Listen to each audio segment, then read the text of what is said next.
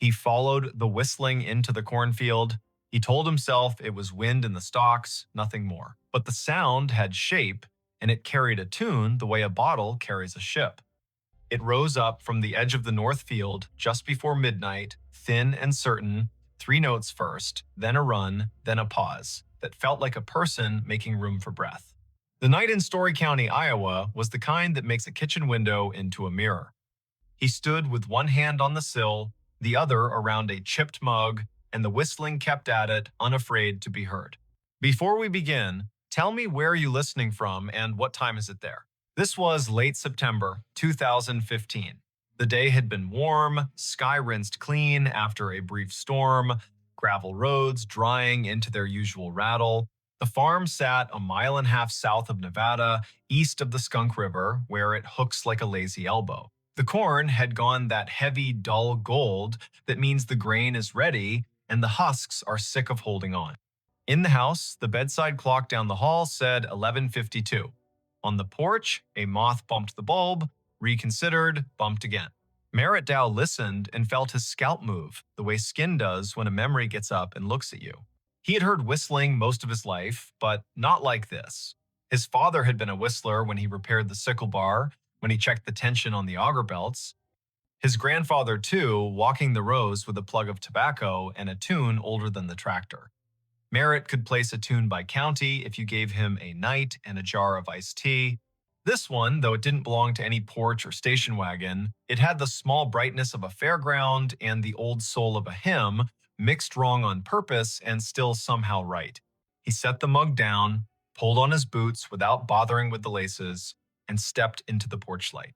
The whistling came again, 3 notes that stepped down like someone walking off a train. He clicked off the switch. The yard went honest. The gravel drive was a gray river. The corn made its tinny rain sound whenever the breeze remembered its job. To the north, the trees along the fence line held their breath. Merritt had a habit of heading toward curiosity as if it were a calf out past the fence that needed fetching. He took the flashlight from the hook, the heavy kind with a rubber grip, and checked the batteries the way a person checks their pulse. He told himself this was neighbor trouble, or a kid from town testing bravery on a Friday dare. He told himself this was what the night does to grown men when sleep holds them by the elbow and then lets go. He told Dinah, the old collie, to stay. She licked once, turned in a tight circle on the porch rug, and stayed. He crossed the yard, past the big maple that had survived lightning by pretending it hadn't happened, and stepped onto the headland by the north field. The first row took him in like a store's door chime. The stalks were tall and dry, leaves bent into knives. The ground was soft from last week's rain and held his boot prints as if for reference. He waited for the whistling. It came from farther in now, or the rows had changed the way sound bends when it's forced to choose a path. He chose a path. He took row 18, the one that ran with the slight slope and the way water teaches roots to drink. His father had run the planter careful this spring, GPS straight when the signal behaved, by eye when it didn't. Row 18 should have held like a rail, the stalks pressed against his sleeves. The flashlight beam drew clean wood into the dark leaves, bleaching white, silk like old hair, dirt a puzzle of last year's husks, and this year's pennies of mud. The whistling stopped. He stood still. His breath sounded like someone else's in the mask of leaves. He tasted dust. He listened until listening felt like a rope he had to keep from dropping. Farther north, down toward the low spot by the drainage tile, it started again, only louder, as if the person had turned their head and decided the audience was worth the effort. Merritt moved. 3 rows over, the tram line cut across, a packed strip where the sprayer had gone in June. He took it. The corn arched overhead, leaves flicking his ears. Spiders had slung long theories between stalks. He broke them and apologized in his head. He had walked this ground every day for months, and the ground had said yes like a friend. Tonight, it felt like a cousin, a person who loves you without being sure what to do with you. He reached the low spot. The field dipped and turned its face toward the tile that ran down to the ditch. The air was cooler here, lined with the smell of black earth that keeps secrets for centuries, because that's what it was paid to do. The whistling had gone softer. A trill rose up like someone trying to make light of an apology. Merritt swept the flashlight sideways. The beam caught the blue reflection of something small and glassy. He crouched. A marble. Blue, with a pale ribbon curled inside, half under a leaf. He touched it with one finger and felt the way glass feels when it learned patience waiting inside a pocket for its chance.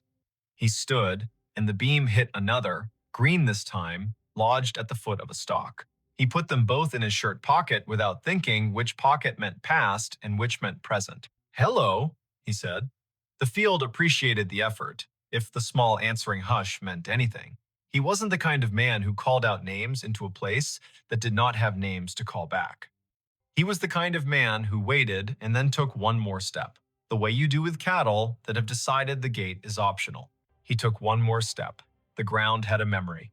His boots sank an inch, then two.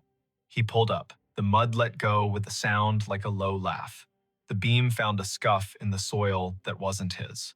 It had rained the day before, a polite rain that brightened the world and left. Tracks should be fresh. This mark had a sharpness to it he didn't like. He aimed the light again. The scuff came to a point. Not deer, not raccoon. A toe of a boot slid sideways and corrected because the body above that boot had decided to remain upright. The field held that story and did not mind telling it. The whistling kept on. It moved east. Merritt moved too, allowing the rows to push him into the old waterway nobody planted because it cost more to argue with a ditch than to go around. He hit the bank and paused. The sound was close enough now to feel the mouth that made it, the slight wet at the end of notes, the breath through teeth. Above the ditch, on the fence line, a scarecrow leaned into the moon like he had been invited. Merritt had dressed him in a flannel shirt in July to keep the birds from laughing outright. Now the shirt's checks looked like an argument. The hat had blown off sometime in August. The stake had a twist in it the way wood does when it was alive and insists on a personality after. The scarecrow whistled. Merritt's body did not move in the way of cartoon men. He did not jump. He did not fling the light so hard the beam went to the stars. He stood, the way a person stands when what he sees insists on being nothing but what it is. He put the light on the scarecrow's painted mouth. The paint was flaked, the smile wrong on purpose. His father's old gloves were nailed to the crosspiece, fingers bent into permanent work. The straw at the neck had learned the shape of wind and refused to unlearn it. The tune came again from behind the scarecrow, clipped by fence wire and field. He played the beam along the fence. This line had been his grandfather's. His father had repaired it across 3 winters, one staple at a time, using a hammer that had bent 100 nails and 100 more. Tonight, a single strand lay loose between posts, a neat cut at shin height made by someone who liked clean work. Beyond the fence, the other place. Neighbors in the country are closer than people in town and farther away. The acreage to the east had belonged to the Kesslers once, then to the bank, then to a man who installed irrigation pivots with a speed that made the county whisper. Then it's Saturday. The pivot circle kept a gargoyle symmetry in the daylight and turned to bones at night. The whistling came from inside that circle, not far, an invitation or a dare. Merritt climbed the fence by habit and dropped into the tall, ragged grass beyond. His flashlight skipped over metal. The pivot tower rose where the corn had been cut early for silage. A ladder led up to a catwalk that had not been used since a summer of drought and cheap diesel. The sky put someone else's stars over everything. Under the ladder sat a cooler the color of a toy, lid askew, ice melted into a cold thought. 2 bottles lay on their sides. The labels had lost interest in staying on. He touched one.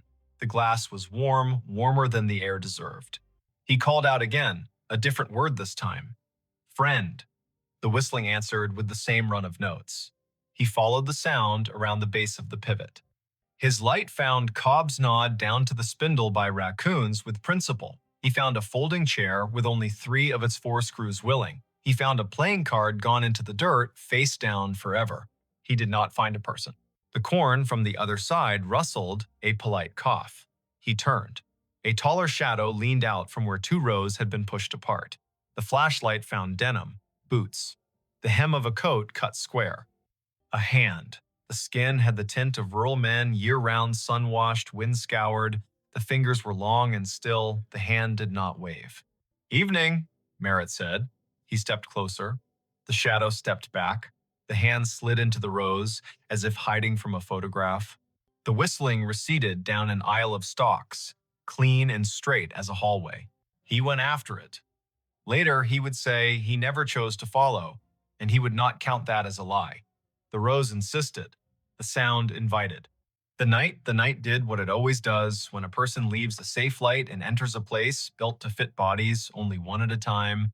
It made a mouth and decided whether to swallow or to speak. The field spoke directions in leaves. He followed until the path tried to teach him regret, and his feet refused to be taught. At the heart of the pivot circle, the ground sank another foot. He stumbled once, caught himself against a stalk so dry it cut his palm in a clean straight line. He swore, quietly, with vowels only. The whistling had slowed. It drew out a single note and hung it in the air as if asking him to name it. He named it Unkind. He turned off the flashlight. Dark held him like water does when you slide under and open your eyes. The field went black, then not. The sky had its thin light, the stars arranged their patient omissions.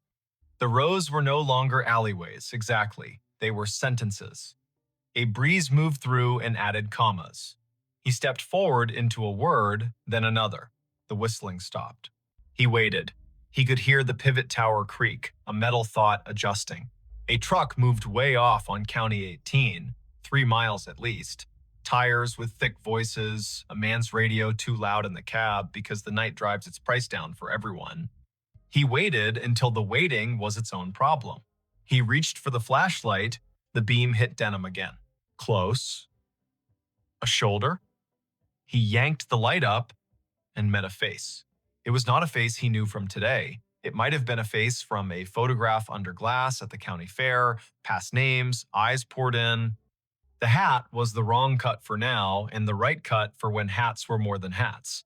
The eyes adjusted to light with the slow patience of a barn cat in a doorway. The mouth held a shape that wasn't a smile and wasn't what comes later. The cheeks were hollowed in, the way working men's cheeks sag when they finally let the day have them. "Don't," the man said, not loud. He lifted one finger the way a teacher does when she'd rather not get stern. "Don't shine." Merritt lowered the beam to the man's chest. The denim had a tag that read, "Kessler in faded thread," as if a mother had stitched it when mud was the usual weather. The man nodded, brief. He put 2 fingers to his mouth and whistled the run again. The notes slid under the leaves and came back altered by straw and distance. "Had to see if you'd come," the man said. He did not offer his name. He did not ask Merritt's. The field did the introductions it believed in. The man tipped his chin toward the north, where the ditch had cut a new curve 2 springs ago, and nobody called the county because sometimes you let water take responsibility for its own choices. "Come on, then." They went up Row, across the tram line, down again. Merritt kept the light aimed at boots and dirt the way you aim swear words when children are sleeping in the next room. The man's hands brushed the tassels as he went, leaving no sound. The field learned him and forgot Merritt in the same breath. They crossed into the neighbor's back 40, and the soil changed, darker and more confident. The rows had more to say here. The whistling would come and go like a small animal, checking the air and disliking it. The man stopped at a patch where the stalks had been storm-bent and then righted themselves out of pride. He crouched, hand out, palm down on top of a flat stone that had no business on this ground. The stone was square. It held an iron ring in one corner. He tapped it.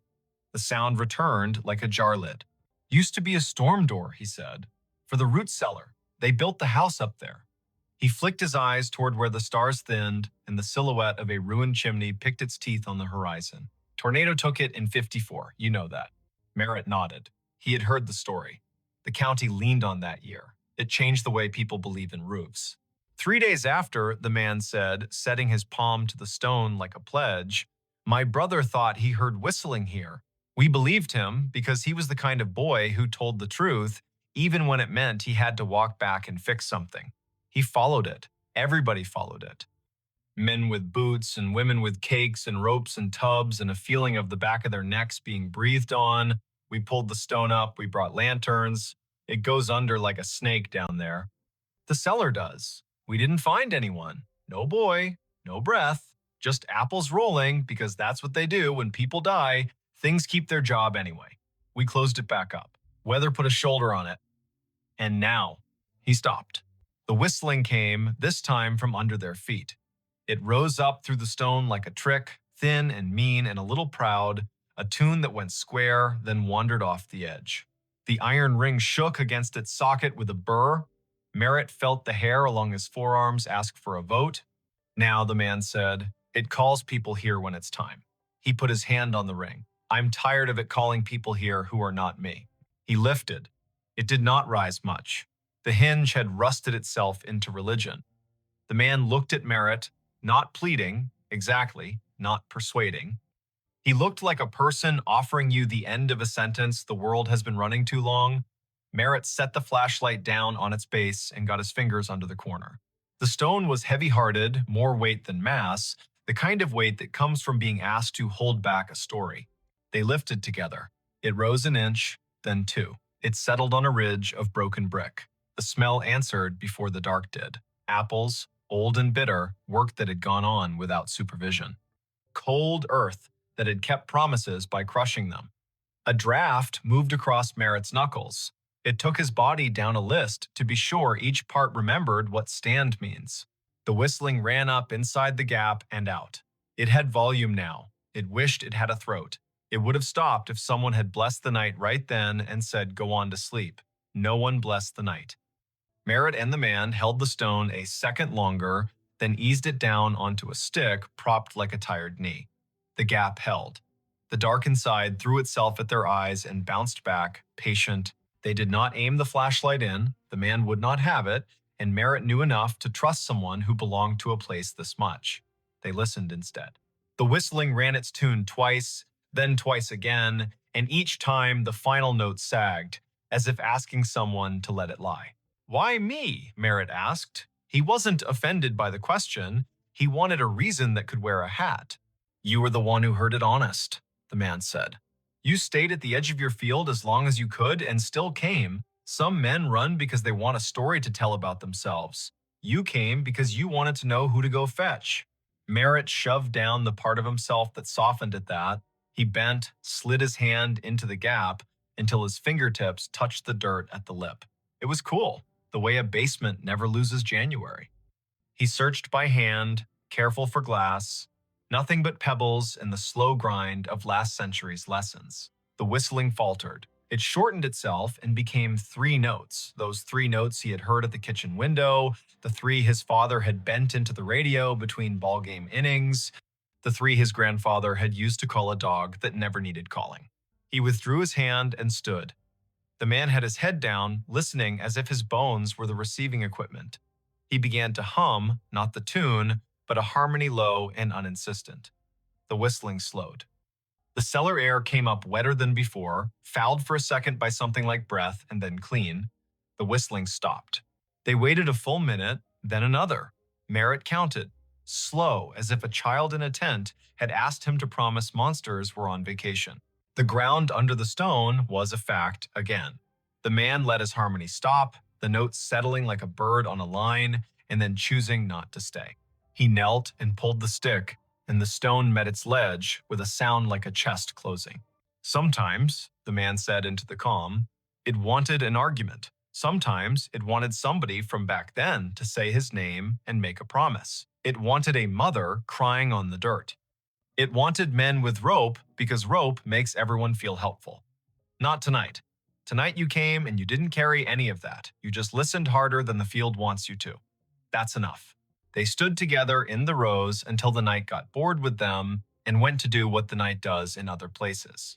The pivot sighed and remembered it had bearings, not opinions. The ditch water moved on its way, not fast, not slow, never wrong. A coyote put a sentence into the air and another answered, and both sentences agreed to end where they did. The man tipped the brim of a hat he wasn't wearing and turned back into the corn. His boots made no more sound than a thought that knows its limit. Merritt found his way to his own side of the fence. The cut strand had not healed. Fences need hands. He climbed and dropped into dirt he had paid for with 3.5 decades of rain and frugal Sundays. The scarecrow leaned the same way. His flashlight picked out a nail that had worked proud where a glove met wood. He tapped it back in with the handle, the small sound a hope. On the porch, Dinah lifted her head and thumped her tail twice. He sat on the steps and watched the sky unspool its last thin silk. The clock over the stove in the kitchen read 1:42. A local freight passed through town without asking anyone's opinion. The night had its usual old chair smell. Merritt took the marbles from his pocket and rolled them in his palm. He did not take them in the house. He set them on the porch rail, two small moons that decided to belong to weather again. He slept in the chair by the door with the light over the sink left on because he was still old enough to do what his father had done and still young enough to want a reason for it. In the morning, his neighbor from across County 18 pulled into the drive with the casual angle of men who do not use turn signals because everybody already knows where they're going. Otho Vale had the kind of face that had learned to tolerate sunlight and other people's plans. He stepped out, looked toward the north field, then at the porch where the marbles caught the first slant. He paused. "Thought I heard it last night," Otho said, as if they'd been in the same dream and had already agreed on the parts to keep. "I didn't come. I was afraid if I went, I'd bring the wrong thing with me. You go." "I went," Merritt said. He poured coffee into a cup that had chipped the day his daughter drove away, with her car full and her eyes wider than they had any right to be. He handed the cup down. "There's a stone out there. You know it." Otho nodded. "Been there longer than you and me combined. Some things are a door, and some things are the breath you take before you knock." They sat without sitting, Otho leaning on the post, Merritt half on, half off the iron chair that had belonged to his wife's aunt, and squeaked like the first word of gossip. The morning took the night apart and put it away neatly. The field did what fields do after an event. It pretended nothing had happened and invited you to harvest. By 10, the co-op truck rumbled up, the driver wearing the resigned cheer of a man who deals in averages for a living. Merritt walked the headland with him, pointed at moisture readings that lied slightly, agreed to pretend the numbers were written on a blackboard by someone with authority. He did the work. He did it until the work forgave him for wondering what else he might be supposed to do. That evening, he repaired the fence where the strand had been cut. He pulled it tight and stapled it with his grandfather's hammer because you use the tools that know your hands. He hammered in 3 staples and left one in his pocket so the fence would remember there is always one more job and it can't get cocky. He checked the pivot base out of courtesy to the machine. He replaced nothing. He spoke to no one. The sky went red behind weather stacked to the west, Kansas doing its job of sending clouds as if on purpose. For a week, the field behaved. The wind laid down its sheet music neatly. The coupe truck counted out grain like blessings. He slept at the proper times and did not wake to odd hours with the feeling of someone whistling at the edge of his life. The marbles stayed on the porch rail until a grackle knocked one off and it rolled into the peony bed and took up residence there like a kindness. The other slid into the pocket of his jacket and made friends with a nickel and a screw. On the 9th night, just after the 10 o'clock news told its last hurries, he heard the 3 notes again quiet, like acknowledgement, not summons. He walked out to the north edge and stood with his hands in his jacket, listening. The breeze had a bite, the first hard frost would be soon. He unlocked the gate at the lane and left it open for an hour, for no reason at all anyone else would endorse. He closed it again out of habit and walked back slowly, because a person should walk slowly sometimes or the land will feel cheap. He did not go back to the stone unless the sound asked, and it did not. He did, however, leave a small jar on the porch rail next to where the marbles had Saturday. It held nails, the good kind, old, with heads like pennies. Every day when he came home, he put one in his pocket, and every day when he went out after supper, he took one back to the fence line and put it in a coffee can under the scarecrow's torn shirt. Nobody told him to. He liked the weight exchange. He liked that fences need reminding and that the world is not improved by a man who ignores a slack line because his thoughts are more interesting. October reached both hands across the month and pulled. The trucks came and went. The harvest went well enough that he stopped thinking about what could have been If it had rained 4 more afternoons in August, he slept, he woke. The whistling did not return in any way that made him leave his chair. He began to tell himself he had imagined a portion of it, as a man will do when a thing does not ask for money or apologies. Near Halloween, his daughter called from Cedar Rapids, a night shift at the hospital, voice folded with fatigue and the kind of joy that remembers to leave room for the day. He told her about the fence and the harvest and the brakes squeal on the auger wagon that he had decided to live with until January. He did not tell her about the cellar. He would, maybe, when she brought the little boy down for Thanksgiving and they stood by the ditch and talked about frogs like a miracle. He would, maybe, if the field asked them both. In late November, after the last corn went into the bin and the bin talked in its sleep, the county put on its winter color. The field showed ribs, the ditch showed its honest bottom. The wind took one of the scarecrow's gloves, and Merritt did not replace it because some things are beautiful at half done. He walked every line of his ground one afternoon with the sun low and the temperature willing. At the fence, by the pivot circle, under the coffee can where he had been giving the fence its nails, he found a small thing. A train ticket for a child, maybe, not used. Edges scrolled by, damp and patience. The print read, Nevada to Ames, 2 bits. He turned it over. On the back, someone had written 3 notes the way some people know and others never will, little ovals marching up and down a ladder of lines. The ink had migrated slightly into the paper, the way memories do in older heads. He put the ticket in his pocket with the nickel and the screw and the marble that had refused the peony bed. He looked toward the stone without moving his face much, because a person does not want to give a field reason to brag. He said thank you into his jacket as if the cloth were a helper.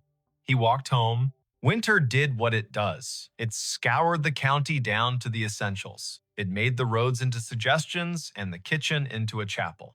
It put the sound of the furnace into his bones and the number of snow shovels in the garage into a bigger argument than necessary. The whistling came once or twice in a blow that turned the mailbox into a hooded thing, and when it did, he stood at the window and let it be. The way you let a neighbor sing one verse of a song you only half like because he is your neighbor, and you hope the reverse is also true. When spring returned, hesitant and then reckless, he walked out to the stone once in daylight. He stood there like a person does when he's about to open a letter he has already read. He put his hand on the iron ring, and the ring chose not to move. He felt only cool metal and the idea of a door.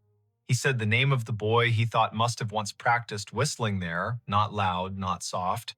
He thanked the man with the Kessler tag for nothing and for everything. He went home and planted, because that is the part of the story a farm writes to remind itself the ending belongs to the ground and the beginning belongs to the same. If you ever hear 3 notes carry clean from a field at midnight, and you are the kind of person who can tell the difference between wind and a message, remember this. The first step into the rose is a promise. Don't make it if you intend to perform yourself for the dark. Bring only your boots, your breath, and your willingness to be the person who will go fetch, not the person who will tell about fetching. Don't shine your light straight into old places unless someone who belongs to them asks you to. Lay your hand flat on what needs closing. When a tune that has wandered too long finds its last note, let it. When a door that has been heavy learns again how to rest, do not hire that door for different work. There are states where cornfields wear their ghosts like belts. There are ditches whose water knows the names people set into it. There are stones that have been held down by weather and held up by stories.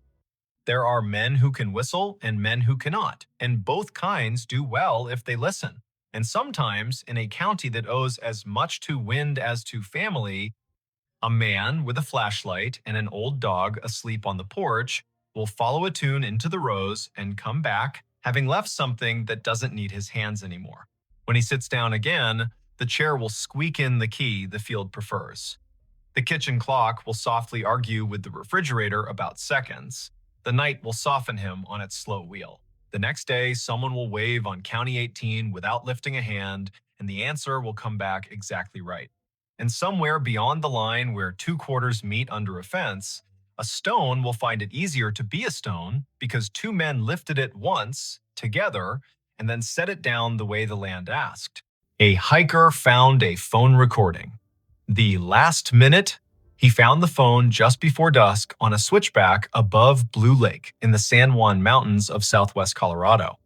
It lay half buried in scree, face up, a spiderweb crack stitched across the glass, the red record dot stubbornly pulsing as if the device itself refused to look away from whatever it had heard. Before we begin, tell me, where are you listening from and what time is it there? The hiker's name was Ansel Rook, 33, a lineman from Pueblo who spent his days climbing utility poles and his weekends climbing whatever rose higher than his weekdays dared. It was late September 2021. The sky had that high-altitude rinse of cobalt that makes evergreen needles look sharper than they are. Below him, the water in the lake caught the last light and held it like a breath. Above him, a line of weather gathered beyond the ridgeline, thin-boned at first, then thickening into something like intention. Ansel lifted the phone with 2 fingers, the way you lift a bird that might be stunned but alive. The recording timestamp read 4:57 p.m. The battery icon showed 2%, then 1. He hesitated. The screen was smeared with a comma of dirt, the kind that comes from a palm skidding along gravel. He did not press play right away. He looked around first, because that is what you do when you find a thing that wants to tell you a story. You make room for it by seeing the place where the story happened. The switchback clung to an outthrust of talus and alpine grass, long blades moving in a wind that never quite became a gust. A cairn stood a little off the trail, too tidy to be natural, too thoughtful to be a prank. 2 boot prints were pressed into a patch of damp earth near the cairn, heel then toe, the kind of prints that happen when someone stops and leans forward for a better look at something that never asked to be looked at. Beyond that, the slope fell away into a tumble of shale and broken quartzite, a gray throat that could swallow a person without even needing to clear its own voice. He pressed play. First came footsteps, soft, measured, the sound of trail shoes finding their way over loose stone. Then, wind, not a roar, but a long vowel, a woman's breath, a zipper, the little chirp of a trekking pole knocking against a rock, and then being caught, steadied, forgiven. A far-off raven called once, then once again. The recording clipped and crackled, and then let the sound in wider, as if the phone had been lifted from a pocket. The woman's voice arrived next, not speaking to the phone, not to herself exactly, but to the place. "Almost there," she said, and even in 2 words there was a smile you could hear. Another voice came in, thinner with distance, male, from above or beyond a switchback. Ansel could not see from his spot. "Don't cut the corner." The tone was teasing, not scolding. It carried the kind of affection that worries by pretending not to. "I know," the woman answered, and you could hear the grin get wider, as if she liked being told a rule she had already decided to follow. Ansel glanced up the trail, no silhouettes against the ridge, no packs leaning against a crumhole spruce, no motion that would explain a pair becoming 0. On the recording, the footsteps paused, the little metallic skr of a carabiner, a soft hum, tuneless and content, then a small sound that was not content at all. A pebble moving in a way pebbles do not choose for themselves, a slide that was also a decision. "Hey," the man's voice said, "quick now," and closer, and then there was skin and throat panic wrapped in one word: wait. The breath on the audio sped up, a severe silence followed, a silence full of edges, the way silence gets when it is about to be broken by something you cannot rewind. Then a single sound Ansel would think about later and later and later, a thump like a hand slapping the top of a piano closed. A gasp that turned into a half laugh, because sometimes the body does not admit the truth on the first try. A scrabbling, nails on stone, the phone fell or was dropped. The microphone scraped against the ground and filled the world with sand. Voices blurred, a name rose up out of the grit. Junia. The word was carried like a prayer someone forgot how to finish. More sliding. A shout that stopped without a period. A sound like a pack hitting and then being dragged. Then only wind. Wind and the long, small sparrow of a cry that arrived uninvited from very far down, which might have been a person and might have been granite learning how to speak. The recording ended because the battery couldn't pretend any longer. Ansel stood very still, The phone warm now in his hand, the way a telling is warm the second time through. He tried the word on his own tongue. Junia. He looked where the two boot prints ended and where the ground began to pretend it was a floor but wasn't. He approached the cairn and hated it for existing and thanked it for marking the spot all at once. He kneeled and saw the narrow, scraped shine a person leaves when their boot finds a path no one built for it. The first drops hit his neck. Big, impatient, high country drops that are not water at all, but announcements. He lit his headlamp early, not because he needed it, but because a cone of light sometimes manages the world better than a wide, honest dark. He pulled an orange bandana from his pocket and tied it to the cairn. He took 3 photos in a slow circle: ground, slope, lake, and the way the sky had folded its arms. Then he did the most useful thing he knew. He climbed down to cell range. The call to the San Juan County Sheriff rang once, twice, and then a voice that had said this greeting more times than it wanted to answered with a name Ansel would remember. Deputy Cale Morrow. Calm. Not bored. Ready.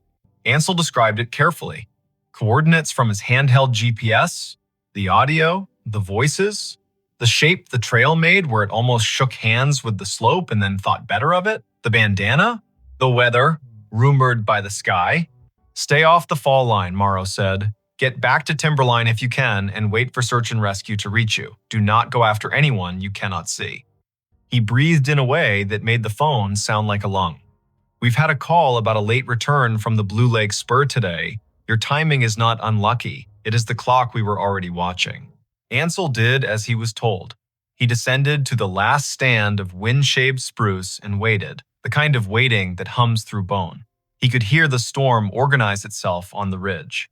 He could feel how the mountains wear weather like a mood, quickly, convincingly, and then change it without apologizing. Headlamps appeared in the first gray of evening, a cluster of steady stars moving with purpose.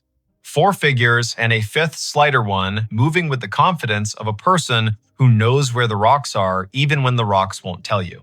The 5th lifted a hand. Her hood was down despite the wind. Her hair was braided tight to keep the night from borrowing it. I'm Dory Keene, she said. San Juan Search and Rescue. This is Micah, Jovan, Arthur, and Wren. You the caller. Ansel nodded and gave them the phone.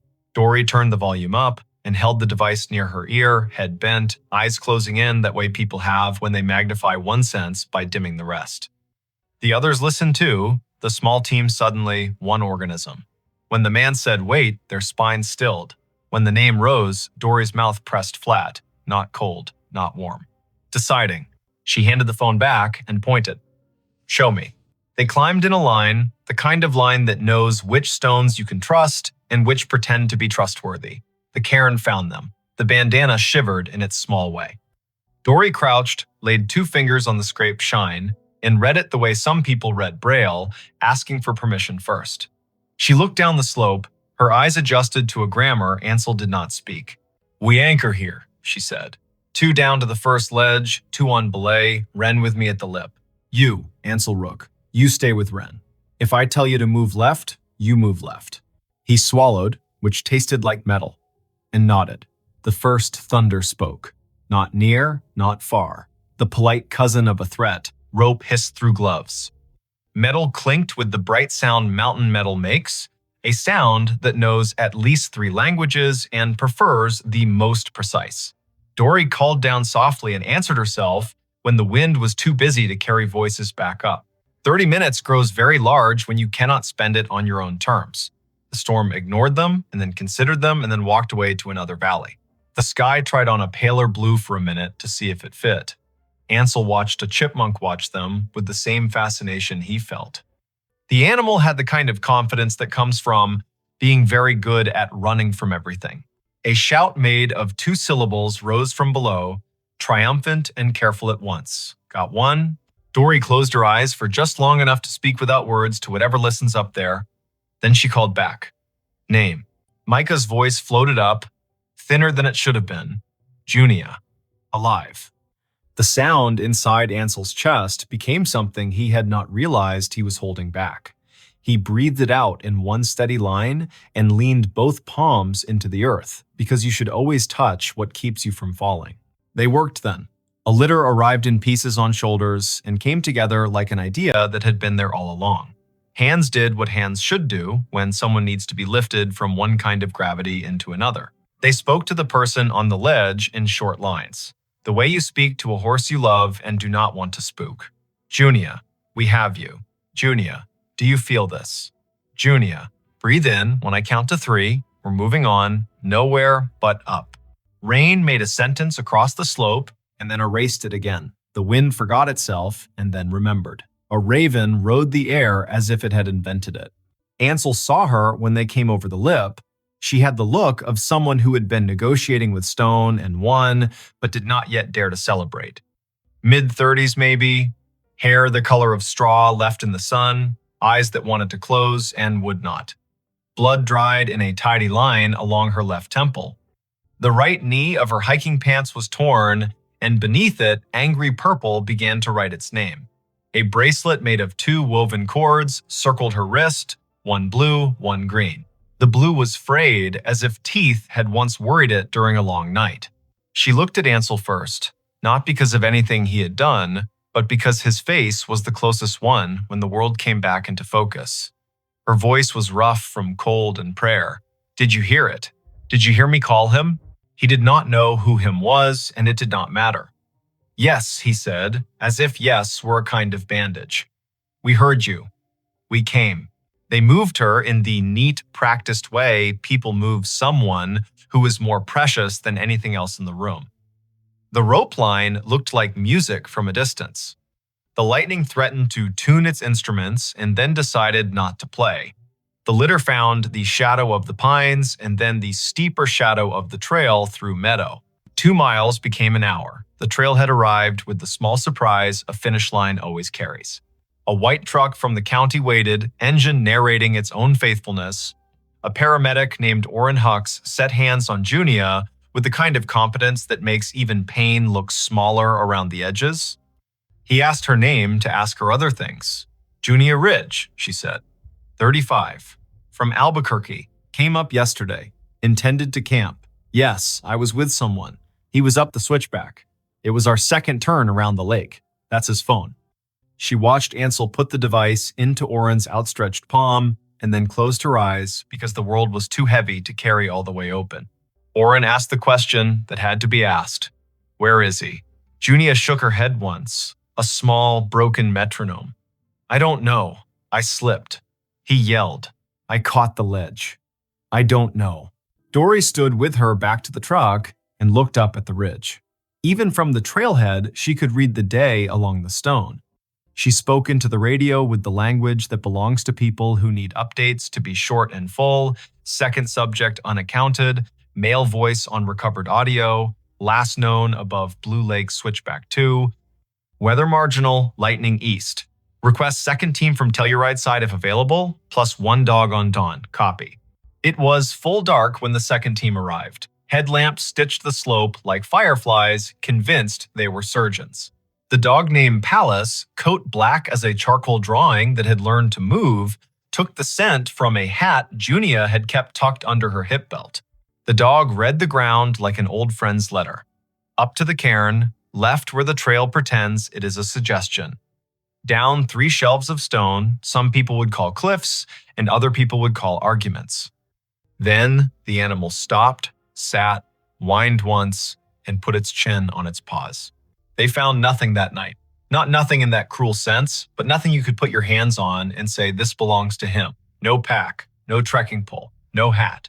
No snack wrapper with a name in tidy black letters like a first day of school. The mountain held its tongue. Morning came with a sky made of tin and apology. They went again, Pallas worked again, Wren set anchors again. Micah called in a voice that refused to become thin. Ansel was sent home because there is a point where more bodies become less help. He drove south toward Durango, the road curling along the Animas River, cottonwoods just beginning to try on their gold. He listened to the recording once more in the motel parking lot, sitting very still, as if any motion would knock truth out of the speakers. Junie awoke in a bed that had rails and numbers and beeps. 2 things lived in her body now, pain and the certainty that she had not imagined the second voice. The nurse wrote her name on a whiteboard that greeted morning patients like a cheerful aunt. Junia. The day. The plan. The surgeon's name with its syllables arranged like fence posts. Deputy Cale Morrow came in late morning. He had the kind of careful that does not pretend it isn't careful. He set a small gray recorder on the tray table with the gelatin cup and did not move it closer to her as if it were a burden. He asked permission. She nodded. He asked again because some nods do not mean yes. She said yes. He pressed the button and spoke the words aloud the way people do when they want to make the world behave. Interview with Junia Ridge. Date, time, present, she told him. The way the weather had looked all day like a bluff, and how bluffs tire themselves out eventually. The man she had met at the trailhead that morning when she realized she'd left her stove fuel on the driver's seat back in town, and he had said without flinching, "I have more than I need, take mine." His name was Orrin Bale. Not a common name, which helped the telling and hurt the hurt. He was 39, maybe 40. He had the kind of smile that makes coffee taste the way it ought to. He had the kind of pace that lets conversation sit down and stay a while. He had his sister's dog and a photo on his phone, and had not tried to pretend it was his own. He had said it was his first time above 12,000 feet since he was a boy, and that the air was thinner, but his head felt clearer, and wasn't that funny. She had not planned to hike with him. They had both headed out early to beat the thunderheads that never quite decided to arrive. They crossed the first creek together because rocks are often friendships in disguise. They turned at the little waterfall, then again where the climb gets greedy. Somewhere near noon, they split. He to the saddle above the lake to look for ptarmigan, she to the outcrop on the western side where the blue looks bottomless and makes you feel the size of your own heartbeat. They regrouped by accident among a stand of willows that kept the wind in its coat. They ate together because food tastes better when someone else laughs at your almonds for being aspirational and you laugh at their gummy bears for being perfect. He offered the second loop around the lake, and she said yes, because saying yes is sometimes a way of agreeing with the day. And then the fall. And then the seconds that were longer than seconds. The name she tried to lace to him as if names were rope. The way the ledge held and then complained and then held again. The fact that there had been no shout that sounded like pain, only a shout that sounded like surprise, and then a long conversation between gravity and silence that ended with silence believing it had won. Cale listened the way people listen when they use listening as a tool. He did not say, "I am sorry," in the first 5 minutes, because sometimes sorry has to wait its turn behind words that can anchor an actual investigation. He asked for a description that could be drawn into a cruiser laptop sketch. He asked for the brand of the pack, the color of the jacket, the kind of hat. He asked if Orrin had a habit of humming, joking, leaning to his left when he walked. Junia closed her eyes and watched the man step through the room her mind made of the trail. He hummed, she said finally, low, tuneless, when he tried to put a word to a story he had not told yet. He leaned into weather, as if weather liked people who leaned back. They searched 3 days. Helicopter on day 2, when the wind played nice, no body, no sign. The slope did what slopes do. It took the small and offered back the smaller, a strap end. A pocket knife that might have belonged to anyone. A grin of metal that once was a grommet. Nothing that knew how to clap its hands and say, mine. The internet made its murmurs the way it does. The forums filled with conjecture. The ones who have never been above treeline explain to the ones who have exactly how Talus works. A post from a cousin arrived in the kind of font grief chooses when it has to choose one. Have you seen him?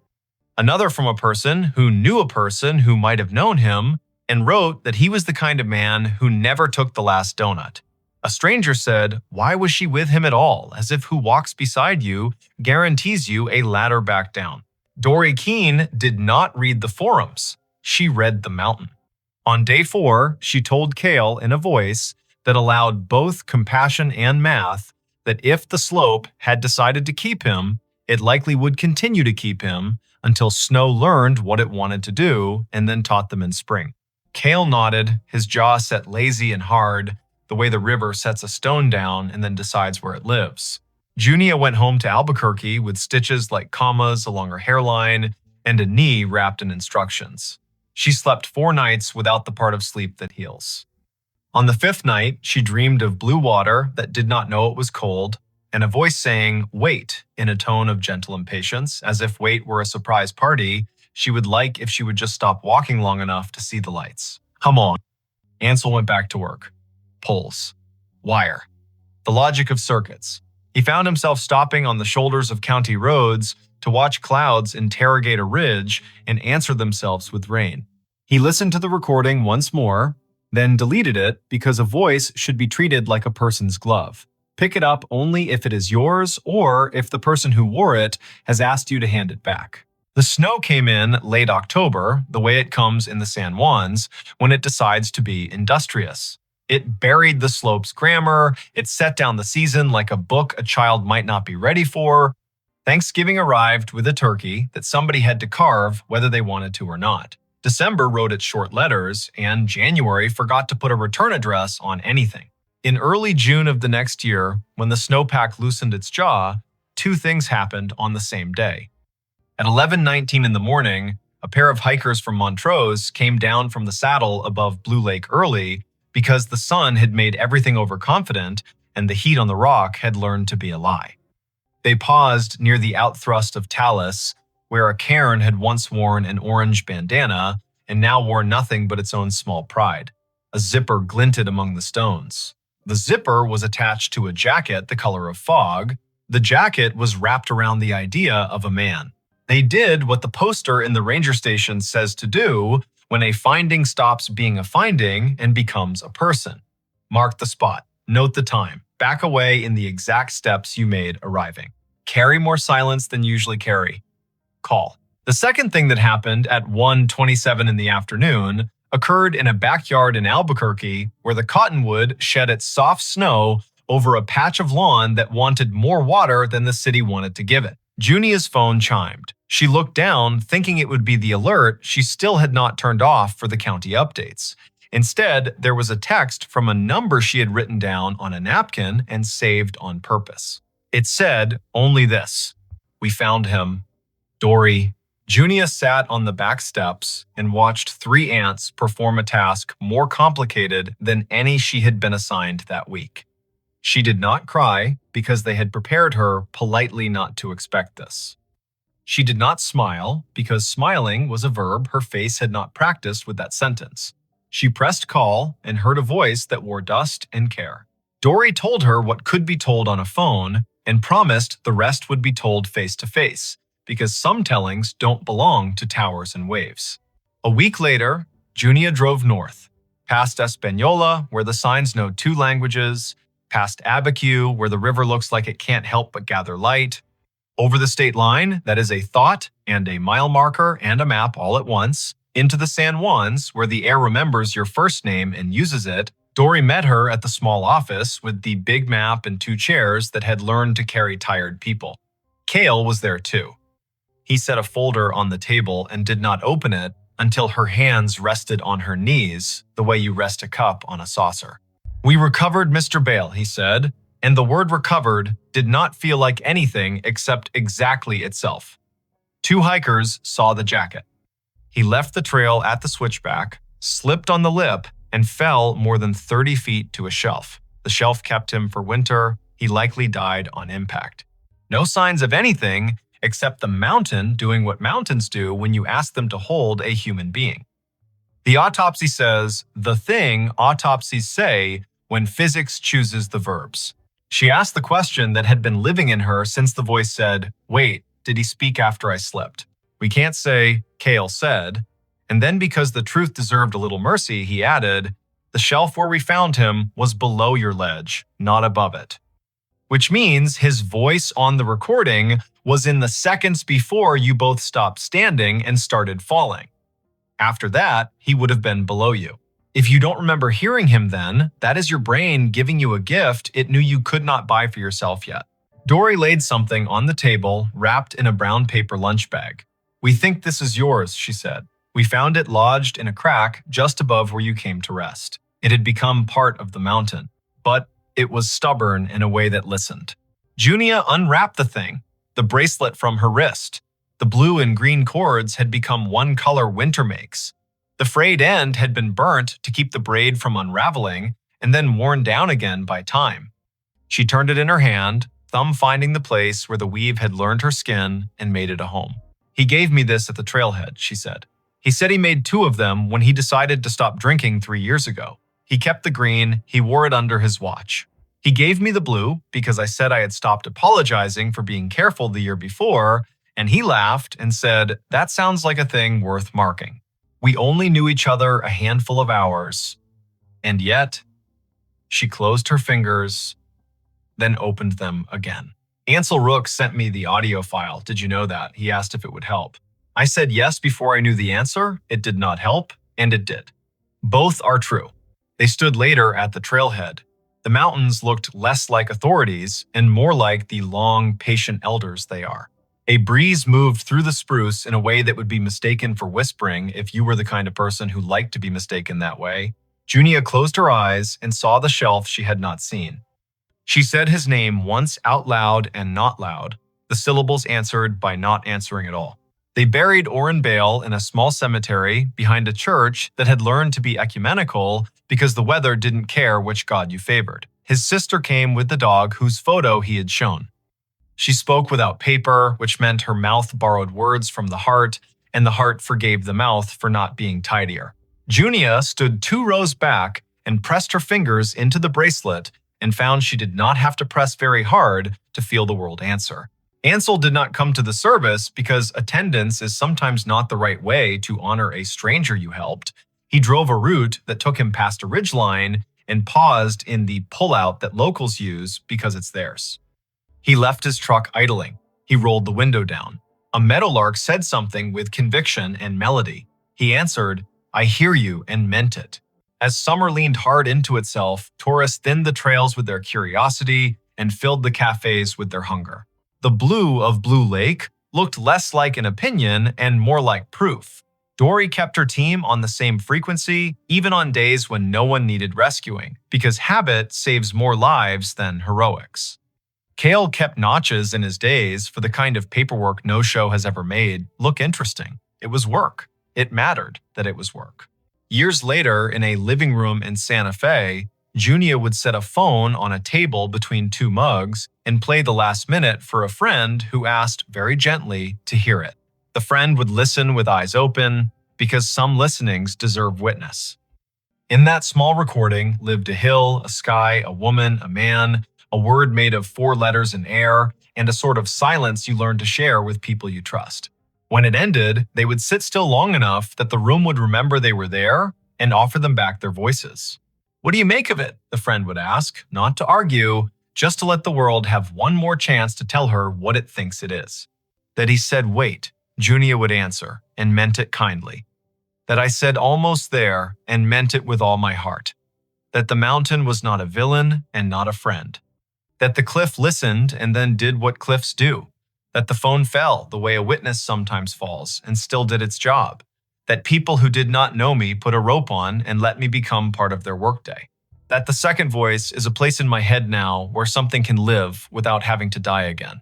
She would hold up her wrist. The bracelet would have been replaced by another that looked very much like it and not at all like it, blue and green, new knots, same story. She would say, "I tell the mountains out loud now when I turn around. I say, 'See, this is me deciding to see you again.' And sometimes the wind says nothing back, and sometimes it says a sound that is not a word and still feels like one. Here is what does not always fit in the write-up. The last minute of a recording can keep playing long after the file ends. The man's wait can become a way to step out of traffic, to carry a ladder with a friend, to hold a door without trying to become the door. The woman's almost there can become a way to measure a good day, not by miles, but by a turn you made toward kindness when no one was checking your odometer. If you go to the San Juans, and I hope you do, look up. Say the names of the peaks, like they are elders you respect. Tell the sky you will be back before it begins to think about electricity. Pack a bandana, a bright color that could be seen from far away by a stranger who might need a small flag to make a big decision. If you find a cairn, leave it be unless a ranger told you otherwise.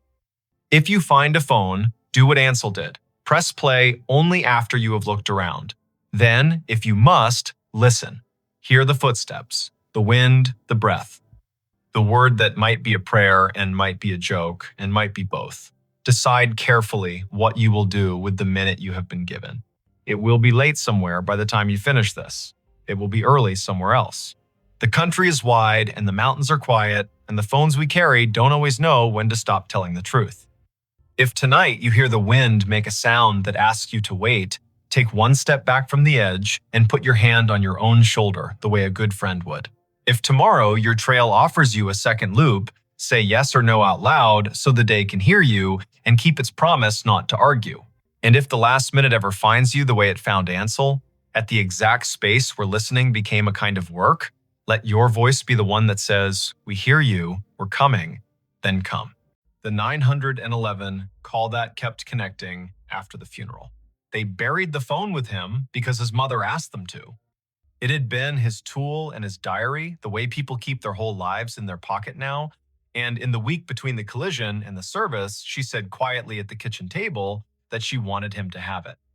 The funeral was on a brisk Thursday in late March in a small town along the Skagit River in Washington state, the kind of day that smells like thawed earth and rain on cedar.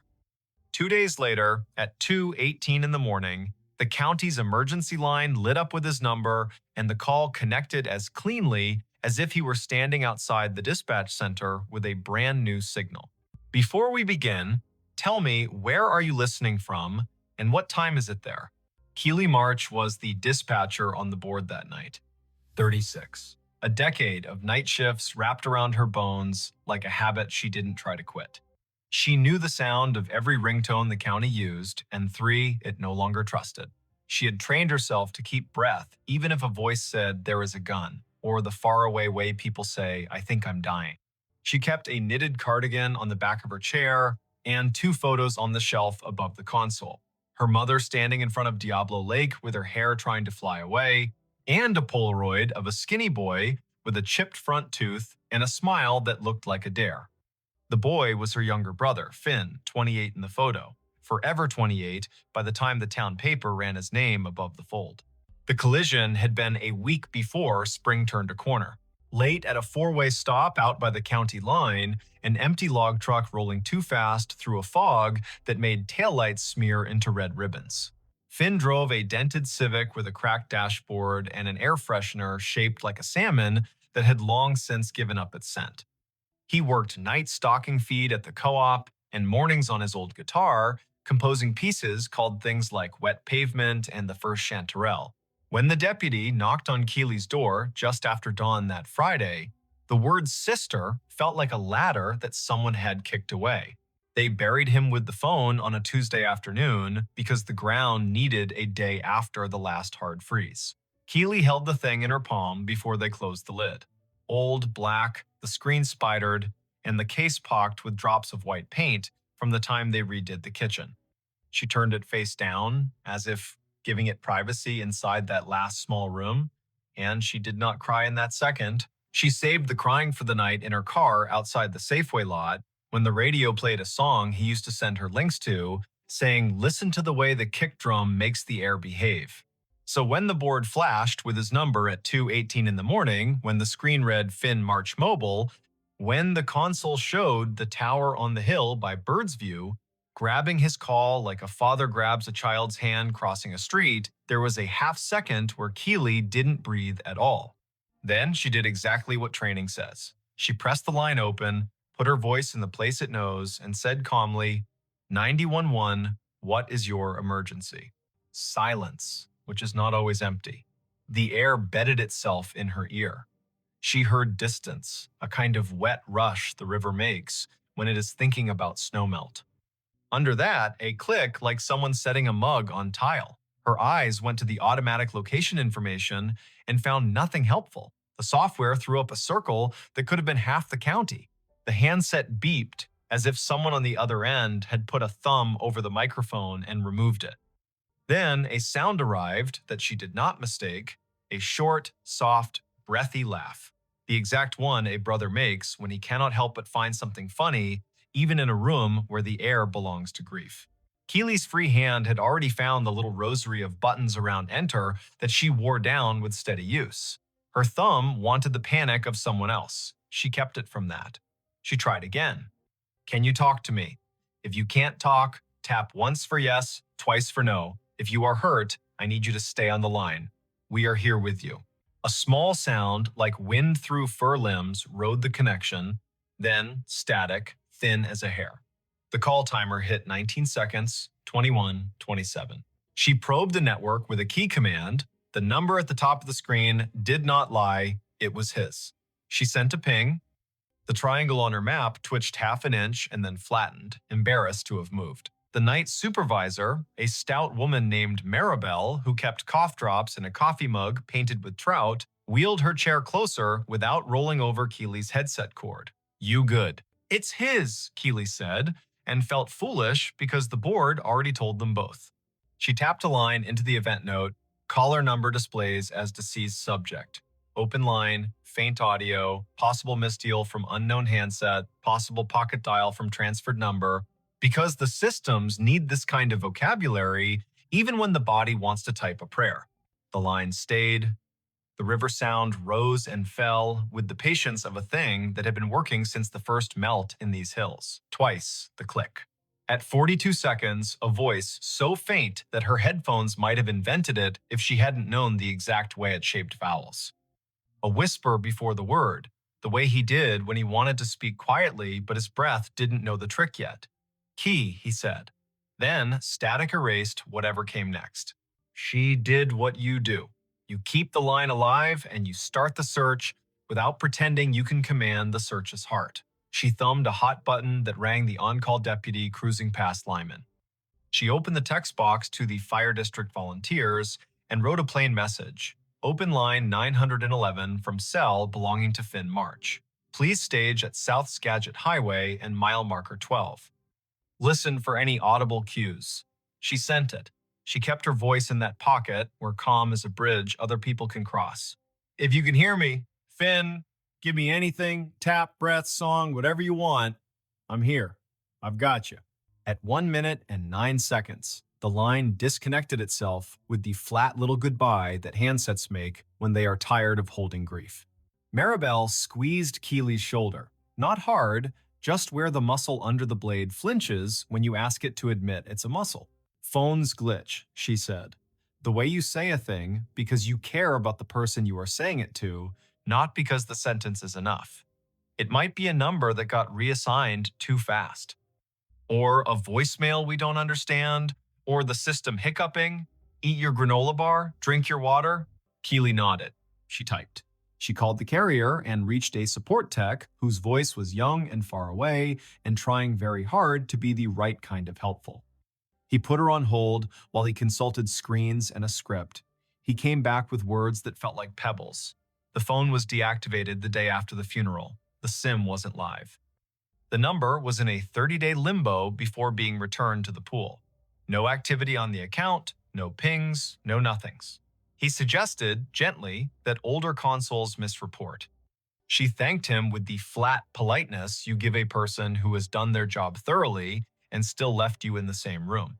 At 3:31, the line lit again. Same number, same tower, same ring that used to show up when he called from outside the co-op in the rain. She connected. This time, the wind sound was larger, the way a body learns to be a room for weather.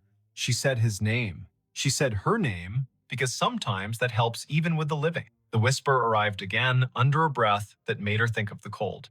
Key, he said. Key. What key? Love. Tell me where you are. She could hear MrBall pinging the deputy, already turning him around toward the bridge at Minkler. She messaged the volunteer fire chief, a man named Boone, with a mustache that looked like the map of a meandering creek, and he replied with a thumbs up and the single word rolling because that is how nights with radios and riverbanks work. The whisper came a third time. Key, box. Then the line shook itself off like a dog and was gone. At dawn, she drove home the long way because the short way had too many pieces of memory stuck to it. She slept hard for 90 minutes and woke with the imprint of her headset still on her left ear. She showered and went to her mother's, sat at the table with the fruit bowl and the envelope full of sympathy cards that needed more than thanks in reply. She kept the thing she needed to say in her teeth while her mother talked about potato salad and what to do with the clothes in his room. Then she let it out. Simple. His number called last night, twice. I answered. Her mother's hand did that small pat-pat that says, I hear the pain, but I do not believe the sentence. It's grief, she whispered. It changes the way machines sound. Keely nodded, because there was nothing else to do with that sentence but nod back and put it in a pocket for later. That night, Keely traded shifts so she could be back on at midnight, the board under her hands like a piano that belonged to the county. At 2:16, she said quietly to the room with no one in it but her, don't. And at 2:18, the line lit anyway. The event timer clicked into its 1 to 2 rhythm. She opened the call. The whisper came faster. Key, box, tread. She wrote the words down in block letters out of a reflex that felt like morality. She pushed her chair back an inch. Tread, she said, like stairs, like a step. A new sound crept in around the edge of the river. A hollow drum, regular, light. Keely closed her eyes. She knew that sound. Years of middle-of-the-night responses to houses with basements and water where it didn't belong. Sump pump, she said out loud, not to the caller, not to the room, just to the fact of sound. She typed, sump, pump, hum.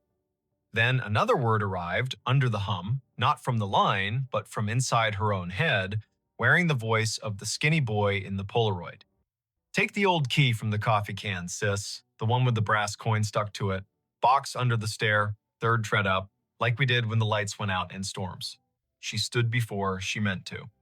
Maribel watched her, didn't stop her. Keely put the call on a hold that wasn't a hold and told Boone to swing a truck by her mother's house. She called her mother from the desk that sees everything.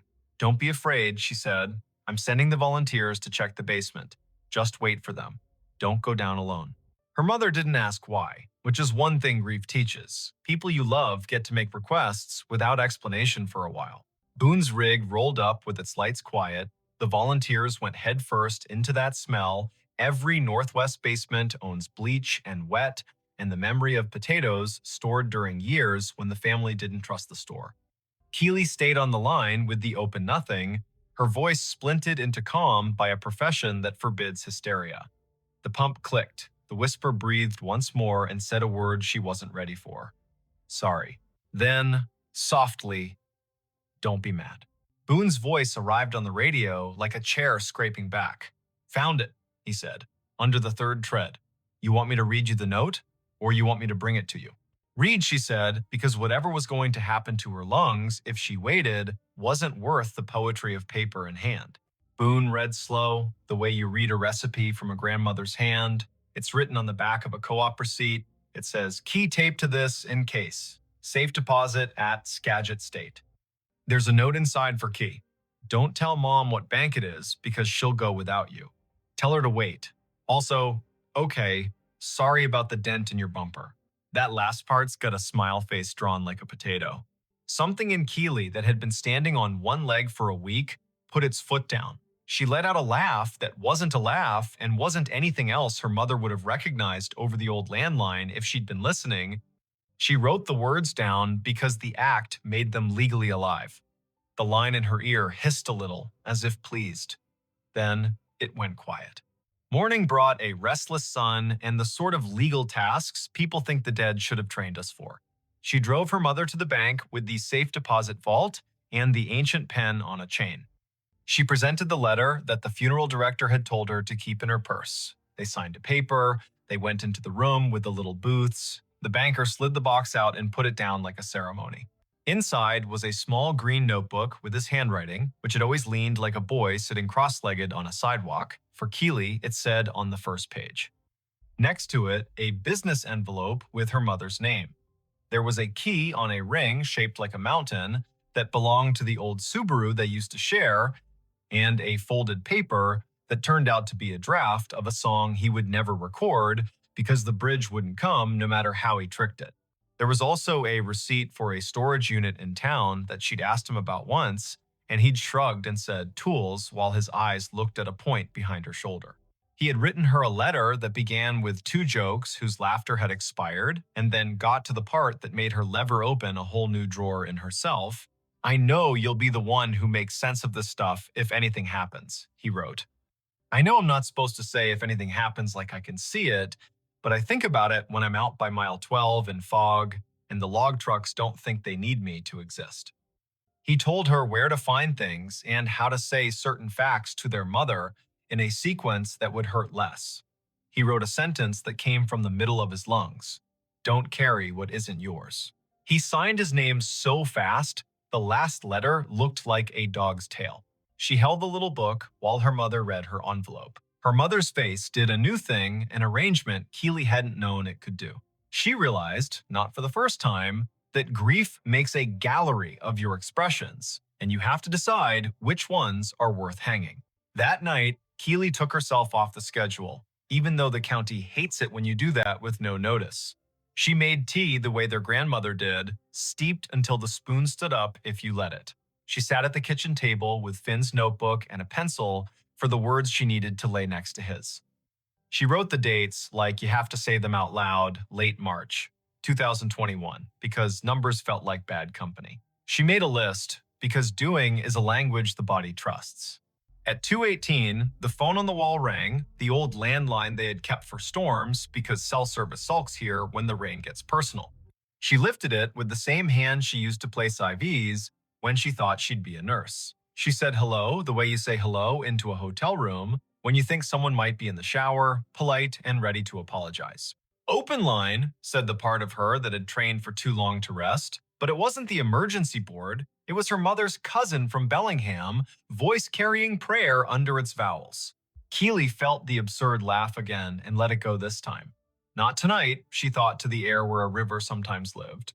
The calls went quiet for 3 nights after that. She dreamed the sump pump clonked in a steady heartbeat and that the water rose anyway, inching up the metal pole of the washer like it had a plan. She woke with her mouth dry and her eyes open, the way a serviceable person wakes when she has decided she will not let the day surprise her anymore. On the 4th night, the board lit at 1:10, not 2:18. Same number, same tower, same little pang like someone pulling 3 hairs from the back of her neck in the exact way a brother does when he wants you to feel a thing without associating the pain with him. She answered, now less afraid of the fact and more afraid of the day when the board would decide to stop being strange. This time, it wasn't the river. This time, a sound like tires on aggregate eased into her ear. She heard a blinker make an unnecessary music.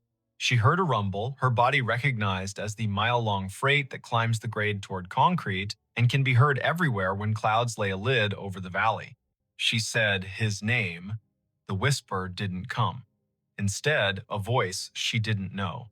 Exhausted in that way dispatchers measure, with a ruler, not with pity. "Ma'am," the voice said, "are you the lady on the other end of this number? This thing called me and it went straight to your board." Keely did a fast thing with her hands that told the recorder to make a second copy. She said her name and her role. The man explained in the way tired men always do, with extra details they do not know are extra. He was a rail worker out past Birdsview, night shift, walking the line with a vest and a can of paint, and a patience that came from a man who had watched 3 friends leave town for no good reason. A phone lying by the ballast lit up bright white as a trout belly and slid a call to 911 before he could decide how to feel. He picked it up because of course he did. He saw the screen read Finn March because whoever the system was had a sense of humor. "Where exactly are you, sir?" she asked. And he told her the truth, the way only people at 2 in the morning tell you truths. Mile marker 11, point something, run outside of the line, by the old alder that looks like a witch if you give her a hat. She sent Boone with 2 men and headlamps and the desire to leave without needing to talk to anyone. They found the phone in a seam of gravel, half covered by ash from last summer's burn. No SIM, no battery, a thing not alive, and still somehow doing the work a thing does when asked correctly. The railman said he had watched a marten cross the tracks with the authority of a bishop, and that the phone had lit at his feet with no reason. Boone brought it back in an evidence bag, as if that would matter to anyone who keeps a room of labeled bags. Keely set the dead phone on the console like a votive. She stared at it 4 minutes and 40 seconds, and then turned it face down the way she had in the chapel with the roses and the smell of lilies that always go too far. She spoke into the radio to tell the volunteers to go home. She put a note in the event record that read in plain human, "Found object belonging to decedent, recovered at tracks near mile 11, turned over to family." The calls didn't stop. They thinned. They arrived on days when the river wore fog like a borrowed coat. They brought her directions she did not always want. It called once when she and her mother were at the storage unit with the overhead door that rolled like a prayer. "Box on the right," said the whisper after the open line, and the pump hum and the small laugh had passed. Not the one with Christmas lights, other right. The box held the watch their grandfather had worn in the war, and 2 rolls of quarters, and the letter that finished a fight their mother had been carrying with a girl from high school for 30 years, without admitting it was heavy. It called once more on an evening in late July, the kind of hot, rare to that valley, when heat lies down like a dog everywhere and pants. She was off duty for once, drinking water in long draws with a slice of lime she did not deserve. The board would be in someone else's ear. Still, she felt it. The old wall phone rang, she lifted it. Nothing. Then the faintest corridor of sound, the way a tin can telephone sounds when the string is too long. She stood very still in her kitchen, in a house that still carries their father's shadow even after 2 decades, and she listened. No river, no pump. Someone whistled 3 notes she hadn't heard since they were kids on a porch with a bowl of cherries and sticky hands. The notes meant, "Come in, it's time." Then the line went as tenderly empty as it had ever been. People ask her sometimes when they find out what happens on the night board, whether she believes in ghosts. She says no in the way a person says no to a question that tries to make a movie out of a documentary. She believes in the way the valley holds sound and the way water teaches machines new tricks. She believes in the habits of grief, which include calling you at unreasonable hours and asking you to find objects on shelves you didn't label. She believes in the way certain names carry weight in certain counties and in the way good men hide keys in obvious places because they want the right person to find them without feeling tricked. If you listen for a moral here, you will miss the point and the point will not be angry. It will go on being a point without you. Keely goes to work, she works. She keeps the cardigan on her chair and the photos on the shelf. She answers calls from people who are alive in the cracked ways the living are alive, and she sends help, and sometimes the help is in time, and sometimes it is in time to witness the end of something. She eats her granola bar. She drinks her water.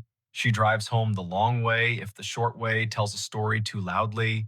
She keeps the dead phone in a drawer that sticks a little on humid days. She tells the story to exactly the right number of people and then stops. Some nights the board does the old trick and shows a number the carrier cannot account for, and a tower that should be asleep, and a location shaped like a shrug. She answers. She says the words she has said more than any words she will ever say. 911. What is your emergency? If all that comes back is a river being a river, she lets the line stay until it learns how to disconnect. If a whisper says key or box or sorry, she says the truth in the voice that has led more people back to themselves than the county will ever know. I've got you. We'll figure it out.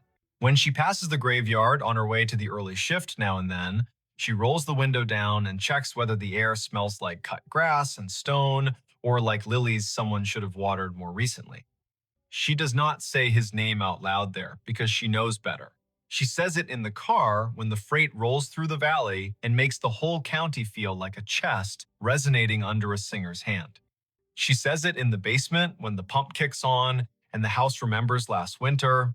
She says it when her mother takes a nap in a chair with sunlight that has fallen asleep with her.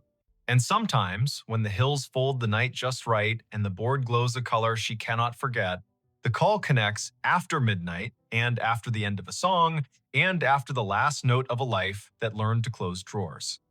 It connects after the funeral and after the casseroles and after the number has technically stopped being anyone's. The call connects, and a river breathes, and a laugh leans into the wire, and a word that matters knows the way to the one person who will stand still long enough to hear it and then do something small and exact with what she has heard. That is enough. That is all anyone should demand from a story that features a phone and a county and a woman who is good at being awake when most of the world is asleep and at letting go when it is time to let the line go. So, if your phone rings with a number you are certain belongs to someone who has been given over to the ground, do not panic, do not make a shrine, do not go on television. Answer: stand still. Say your name, ask for what it wants. If the only answer is a sound you know, river, pump, train, the kitchen clock arguing with the refrigerator, write down the words anyway. They will lead you to a key you were meant to find, a box you were meant to open, a third tread meant to lift. And when the line empties itself politely, as lines do, put the phone back on its hook and walk the long way to bed. Somewhere far off, a dispatcher you will never meet is saying the same sentence you just said, in the tone that holds a county steady. I've got you. We will figure it out. Then, a light goes dark. The river keeps the beat, the valley sleeps, and doesn't, and goes on.